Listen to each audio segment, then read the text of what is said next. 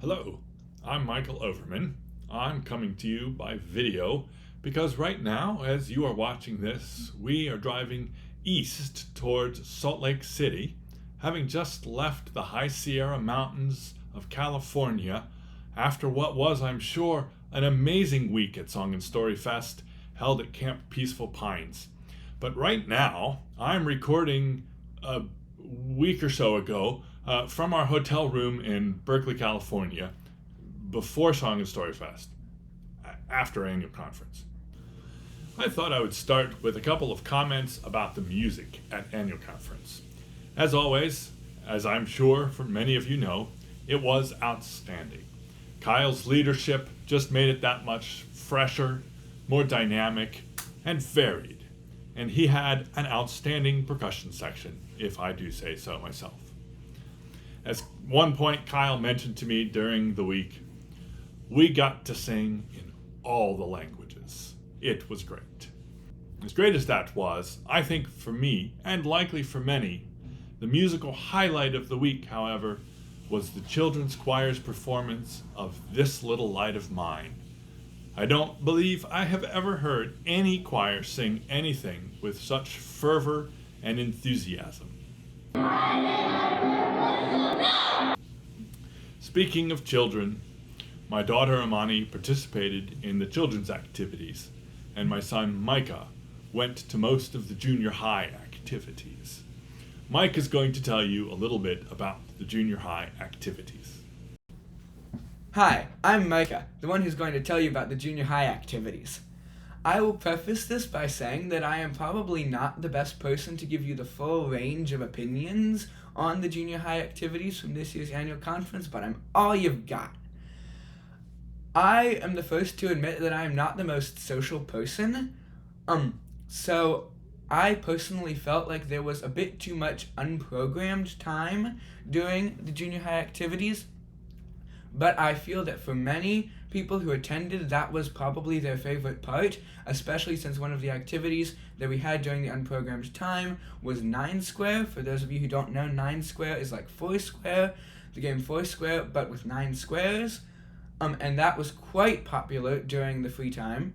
I personally did not participate in the 9 Square, but it was very much a popular activity during the unprogrammed time. One of my personal favorite parts of the activities, though, that I really did enjoy was visiting the museums. We visited the Cincinnati Museum Center, and we also visited the National Underground Railroad Freedom Center, both of which were quite impressive museums, very engaging, informational, educational museums that I very much enjoyed. And that was definitely my favorite part of the junior high activities from this year's annual conference. And now Amani is going to tell us some of the things that she enjoyed about the elementary activities she participated in. Museum, 6 Square, food, Ellie, another museum, sandwiches, arts and crafts, games, snacks. Thank you, Amani. If you'll permit a moment of parental boasting, I will tell you how Micah approached the Spanish translators after worship on the very first evening.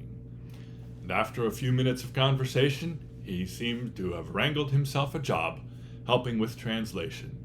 He helped out at every worship after that, and though I can't speak personally to how he did, everyone tells me he did a great job. The item of business which I think may bring about some of the most visible changes in the running of the church was new business item number 1. Annual Conference adopted a recommendation from Standing Committee to form a study on calling denominational leadership. The impetus for this recommendation had several somewhat complicated factors, but what it boils down to is that we as a church are having a harder and harder time finding people to fill the various roles of leadership at the denominational level. So we've elected 3 people to this study committee, and they are going to consult with probably lots of other people, especially those having experience with the nomination process. Now look at ways that this all might be made a little easier. We obviously have no idea what sorts of things the committee might consider, and absolutely no way to predict what recommendations might come from their work, but they will certainly be looking at things like the nomination process itself, possibly reducing the number of positions that we need to fill in the first place, but who knows what else they might get into.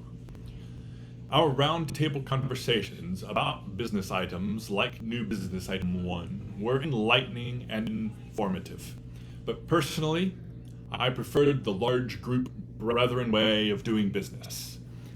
The whole tedium of making small changes to an item under consideration and focusing discussion solely on that little change, and the eventual need for someone to suggest even smaller changes to the small changes. The amendments and the subsequent amendments to the amendments are where the business of the church gets really exciting for me.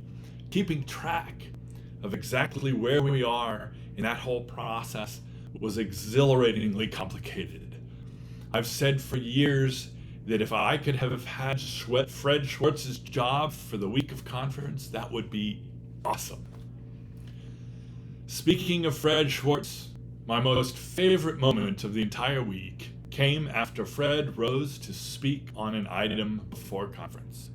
I don't even remember which item we were discussing, but after Fred said his piece, the moderator paused business for a minute to recognize Fred for his 62 or maybe 63 consecutive years of annual conference attendance. And Fred, without missing a beat, replied, "Brother moderator, I thank you, but I believe you are out of order." And that concludes my report on Annual Conference 2023. I'll be back in late August if anyone would like to discuss anything in greater detail.